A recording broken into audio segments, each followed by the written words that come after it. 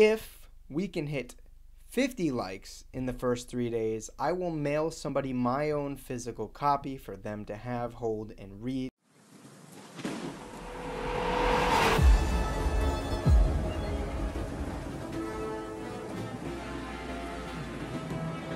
Hello citizens of the Dark Knight Nation, and welcome to this episode of Comics Insider. Today we're going to be breaking down, discussing, and analyzing the Birds of Prey Black Label one-shot by Brian Azzarello and Emanuela Lupacchino.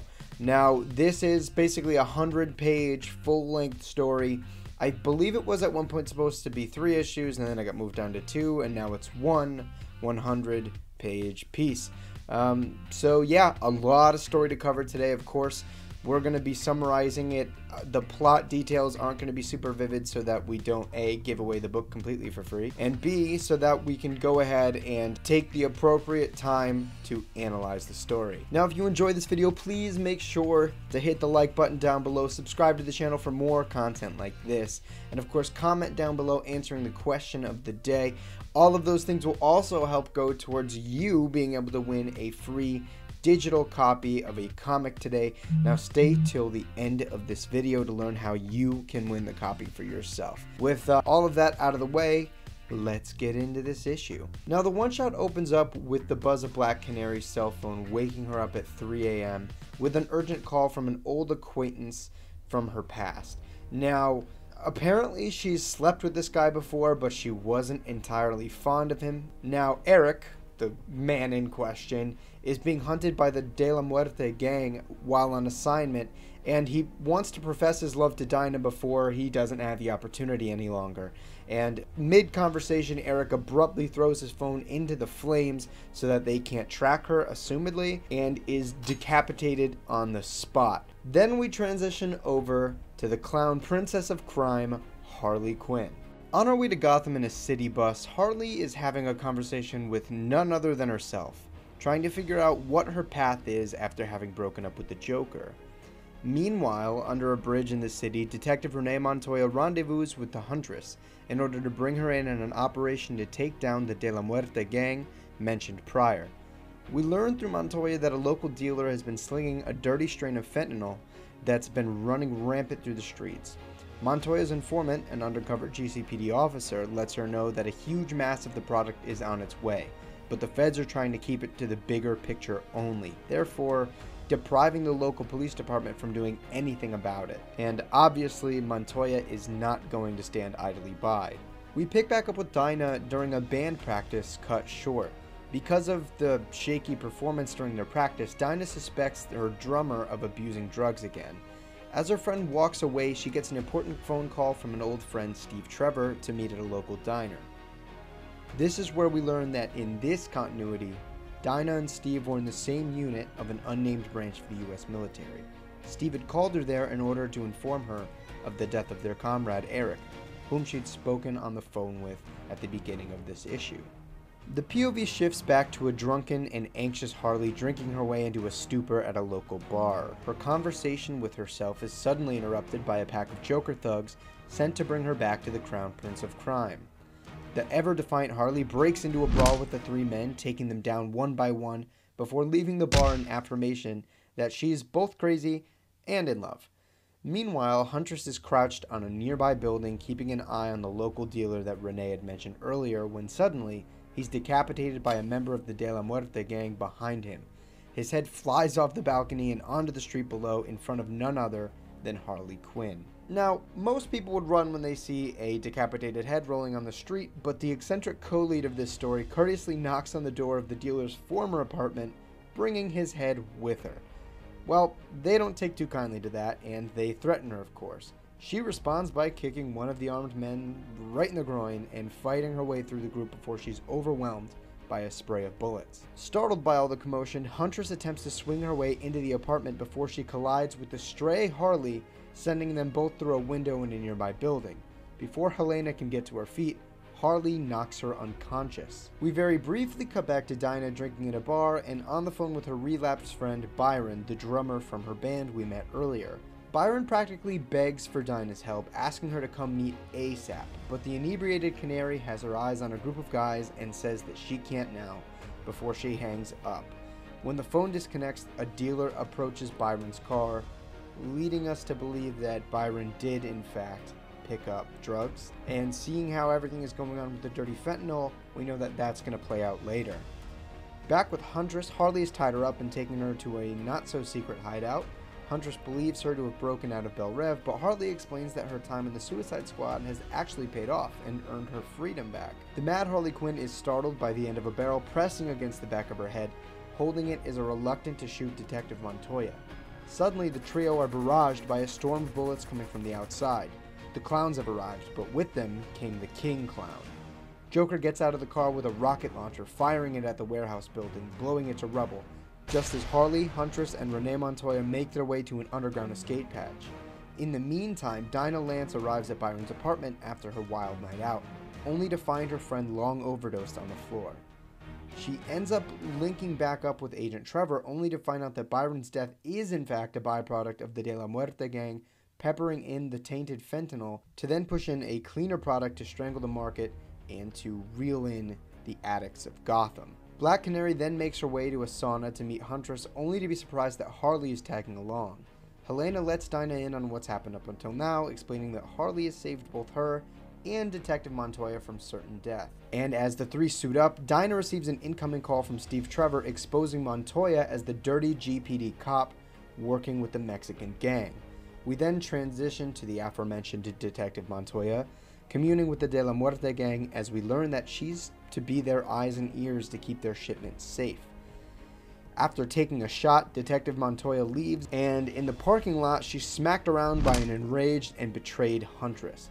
Renee fights for breath, telling the three of them that it's not what they think, and somehow they wait until they're in her apartment to finish the conversation. Anyway, surprisingly, Harley is the voice of reason here, recounting the truth behind Renee's defense, that she infiltrated the cartel to deal with the criminal activity before it could get any worse and take any more lives. They end up putting everything aside, of course, because plot, and we transition to the newly formed Birds of Prey waiting to intercept the De La Muerte shipment. One of the gang members readies her scythe to decapitate the undercover Detective Montoya when any element of surprise is ruined by Harley Quinn loudly announcing her newfound role as a crime fighter. Just as the group gets backed into a corner by a spray of bullets, Dinah lets out a canary cry before the Birds of Prey go to war with the De La Muerte. The Joker and his gang soon enter the mix, distracting everyone long enough for De La Muerte to attempt an escape. Not to fear though, Harley somehow manages to get her way onto the roof of the car, taking out 2/3 of the gang before she sends herself and the final member careening into the nearby river. Back at the site of the shipment though, the feds have also arrived, leaving Black Canary and Huntress to try and figure out how to make their escape. Detective Montoya owns the consequences of a rogue operation, providing cover fire for the two Birds of Prey before we transition back to Harley, washed up on the shore under a bridge. She awakens to the end of the Joker's barrel and exposes that she knew that he'd lied when she said that Harley was his first love. She goes off on his obsession for the Batman, of course, and how their relationship was a product of opportunity, but that she still loved him anyways. She then says that she believes deep down that he feels something for her too. After all, who's gonna drive him crazy? In an unexpected turn of events, the Clown Prince of Crime lets out a crescendoing laugh, dropping the gun and walking away from her. Harley then gets to her feet with tears in her eyes and the gun in her hand, points it at the Joker's back as the issue closes. And that's the close of the issue. I really like, honestly, how ambiguous it is. Does she fire the gun? Are there even bullets in the gun? It's very provocative, and it leaves a lot of questions to be asked. For all the issues that I might kind of have about this one-shot, that might have been one of the smartest choices that Azzarello made. Let's kind of get into it. Did I like it? It was a fine read. I don't know if I would have spent $10 on it. You know, page-wise, it was worth it. Quality-wise, do I think so? Not so much. It had a pretty interesting plot. I liked the idea of getting really down and gritty using the cartel, but even then, the stakes felt fairly low, and one way I think we could have fixed that was by really investing us as the reader in Byron. You know, the whole thing that kind of catalyzes getting the entirety of the Birds of Prey together on this operation is Dinah losing her friend, and then her finding out that her friend's loss was because of the De La Muerte gang. And so I would have really liked to have spent a little bit of time with Byron. Because of that, I feel like if even if we got maybe a page or two just to really latch us onto that character, we would have felt the death a little bit more. So it would have really ramped up the drama, the really personal motivation that gets Black Canary as a character invested in the plot. But it would have gotten us more invested. So with that being said, specifically regarding stakes, they were kind of low. It's a cartel story. I don't really have a specific suggestion on hand to maybe fix that, but there definitely should have been something more to this cartel that made me feel like the Birds of Prey cannot stop this. What's going to go on here? I was never at any point afraid for the characters that they might not accomplish the task that they set out to do. So yeah, that was one of the big things. I didn't want to be able to read into this too much, and it was really easy to read into this and figure out what was going to go on, really. Another kind of big thing for me is that there wasn't any decompression with the climax. The climax was literally at the close with the Joker and Harley. So we didn't really get a lot out of that, and you could make the argument that there's a dual climax with Harley and the Joker, and then the site of the shipment. But the only one that really worked out well for me personally was the Harley-Joker interaction there. Aside from that, everything that happens at the site of the shipment and of the conflict here feels really lame. Like, the end of that is just, we're boxed in, and, you know, Renee's like, I'll give myself up. It felt boring. It was really simple cop-out. I would have liked to have seen something a little bit smarter than that. Let these characters find a way out. Maybe Renee Montoya decides to make the sacrifice, but I don't know, Canary or Huntress figures a way out to not let that happen. You can still get the drama and the character moment from Renee, while also giving us a little bit more interesting plot than in there. So it really felt dry to me. And let's get kind of specific here. There were way too many interrupts in dialogue, and it really deprived each one of them as the accent that they were meant to be. So you have moments like in the sauna where Dinah completely interrupts Harley and then she continues her sentence, or when Huntress and Harley have the same scenario, or with Huntress and Montoya. That tactic isn't necessarily meant to be used sparingly, but I would have liked to see it in a little bit more moderation, because when you use that interrupt, it is a very forceful way to get a character what they have to say and really who they are, right? How aggressive they are across. And Azzarello just smacked us with that left and right. On top of that, there was a lot of skipping from the early conversation to the end of the conversation, only for somebody to essentially summarize it. And there is the sauna scene where the Birds of Prey finally meet together, and then in the parking lot when Huntress is beating down on Renee into the apartment scene where our Harley just kind of tells you exactly what happened. It's like, what was the point of the skip then? Why couldn't you have that right there? I don't know. That was a little bit of a nitpick, but it is just unnecessarily kind of sloppy in that way. So I would have liked to have had a little bit more of a concise attack on what he was going to be doing with these character interactions through the dialogue. Another quick thing too is that I don't think that the kind of schizophrenic other Harley voice was proper utilized. To me, I feel like they should have used the sane Dr. Harleen Quinzel as the voice in Harley's head, as the voice of reason, as the empowering figure, because otherwise the voice really just felt like a slightly more confident Harley Quinn. And I feel like the dynamic between the insane Harley and her prior identity as Dr. Harleen Quinzel would have had a really cool dynamic to play off of, aside from the fact that it would have been ironic that Harley is hallucinating her sanity, which you could have done a lot with, and whether or not you wanted to give a lot of time to that or the same amount of time, it still would have really added to this book. On the upside, I did kind of like Black Canary's character arc. It wasn't really the Black Canary that we know and love from continuity, but this Dinah Lance has a lot of faults, and there was a lot of growing to do, and she made mistakes, and it was because of those mistakes that she lost her friend. And that was ultimately quite interesting, because it gave the character a point to grow from, Although I don't really think that by the end of the story, Dinah really learned anything. This was an ensemble book, and the lessons learned by these characters, whatever they're going to acquire, was somewhat vague, right? Like Harley kind of gets some sort of peace of mind, we're left to assume. Renee grows, but what happens to Huntress and Canary? It didn't feel fully fleshed out for the ensemble cast, which if you're going to write an ensemble cast book, that should be one of the main objectives. Now let's kind of move into the art here. I, at times, really liked Emanuela Lupacchino's art. The second half more especially than the first. The first half particularly felt really under-inked, and that's not a Lupacchino issue. That was the inker not doing enough for the colorist. And it came off really cartoony, which I know Lupacchino's art naturally lends to a little bit, but it was a weird contrast to the tone of this story. But the first 50 pages of art that I mentioned prior felt kind of static. The figures did not feel very mobile or kinetic, but after you hit that like 50 page mark, the camera angles become a little bit more dynamic and the page layout gets drastically better to kind of ramp up each one of the scenes. So I'm wondering what that was that made Lupacchino kind of really up the ante in the artwork. The best part about Lupacchino in this book was the character acting, by far. The character acting was quite strong. You could really get a sense of emotion. You could really get a sense of tone through the way the characters were physically moving, expressing themselves.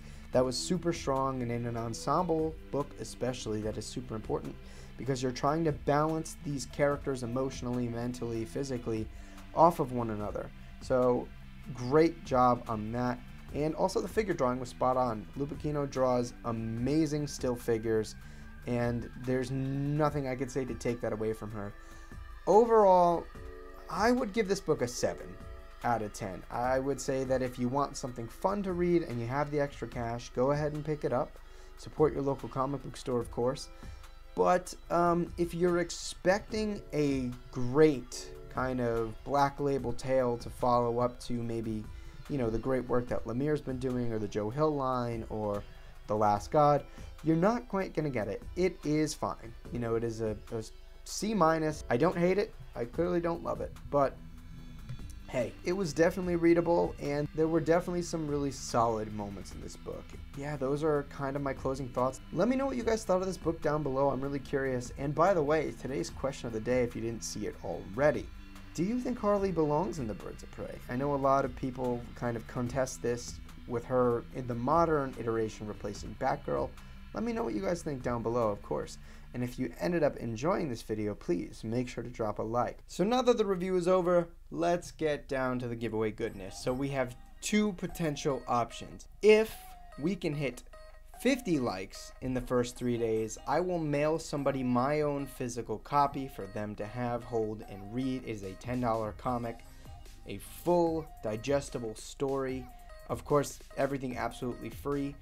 That's if we can hit 50 likes within the first 3 days. If we can do a very manageable 20 likes in the first 3 days, I will give away a free digital copy of Jeff Johns' Shazam #1 so that you can get in on that series from the ground floor and move your way on into catching up if you end up enjoying it. So, of course, in order for the potential to win, we have to hit at least one of those 2 like goals. And by the way, if we do hit the 50, I will do both giveaways. So that gives you guys plenty of room. In order to enter, you must like this video, comment down below answering the question of the day, or letting me know something else, maybe giving me an idea for a book you might want to see me review, or a discussion topic for Let's Talk Comics. And of course, don't forget to subscribe and share the video to help us grow. That is the best way to get more eyes on the content, to build the community, but for the sake of the giveaway, for the potential to hit that like goal so that I can give you guys some free comics. With all that being said, I want to thank you guys so much for watching. Please make sure to check out my sponsor and local comic book store, AJ's Comics in Colchester, Connecticut. They make this all possible. They have a super, super cool comic book subscription service where they will mail you your comics. And if your order is a cumulative $100 or more, the shipping is absolutely free. and even if you live on a United States military base outside of the country. So make sure you guys give them a look. You can check out the link to their Twitter and their websites in the description below. Again, thank you guys so much for watching. Don't forget to like, comment, subscribe, all that jazz, and we'll see you in the next video from Dark Knight Nation.